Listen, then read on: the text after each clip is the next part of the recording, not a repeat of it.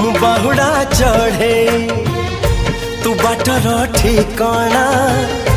ए दुनिया अचिन्हा तू एक मो आपना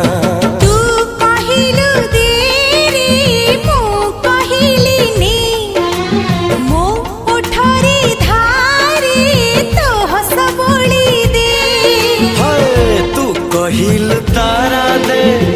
मु कहिली जन्हने तू कहिलु कथा दे मु कहिली राणने एमिति कराण देलु खसी पारु नाही मो छाती चिरी देले तू छाती चिरी दे